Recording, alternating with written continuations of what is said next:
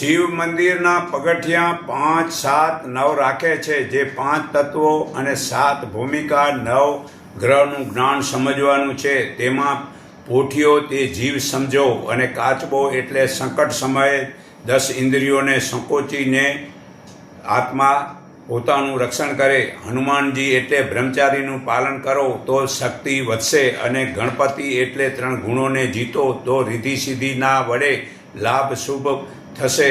ઘંટ એટલે 5 ધાતુને વગાડો એટલે તેની ધવની વડે તમો કાનમાં નાદ શબ્દ વડે મન વશ કરી શિવલિંગ એટલે કે નિરાકાર પ્રભુનું જેમ સંતોષ રાખી સમાધિમાં લાગી જાઓ. શિવલિંગ નીચે જે ભંગ છે તે સ્ત્રી ભંગ ના કરો તો ધ્યાન લાગશે.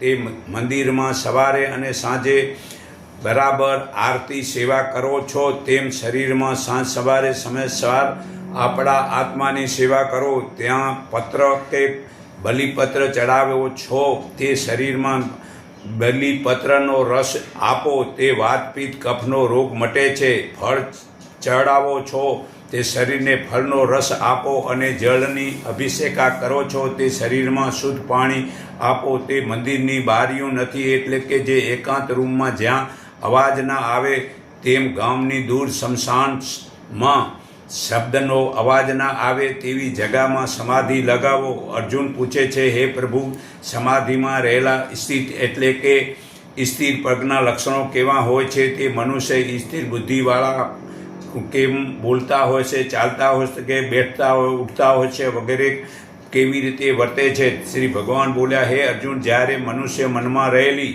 સર્વે કામનાઓને તજી દે છે અને આત્મા વડે આત્મામાં સંતોષ પામે છે, દુઃખોમાં પણ વેર રહિત મનવાળો, સુખોની પ્રાપ્તિમાં સદાય નિસ્વૃત્ત થયેલો, અને જેની ઈર્ષા, ભય તથા કામ નાશ પામ્યા હોય તે સ્થિર પ્રગ મુનિ કહેવાય છે. જે કાચબો પોતાના સર્વ અંગો સમેટી લે છે તે મનુષ્ય જ્યારે સર્વે ઇન્દ્રિયોના વિષયોથી બધી જ રીતે સમેટી લે છે ત્યારે તેની બુદ્ધિ સ્થિર થાય છે. તે ઉપવાસથી જ સારું થાય છે. તો આ મંદિરની વ્યાખ્યા એટલે આપણા શરીરની અંદરમાં જે જોવાનું છે. શરીરની અંદર આ બધી ઇન્દ્રિયોને જ્યારે ભય લાગે ત્યારે સંકોચી લો, અને મતલબ કે આ સુરતાને બ્રહ્મરુદરમાં મતલબ પહોંચાડી દો. ત્યાં કાળ અને માયાનો મતલબ કે પહારો ત્યાં આવતો નથી, અને ધ્યાન સારી રીતે લાગે છે.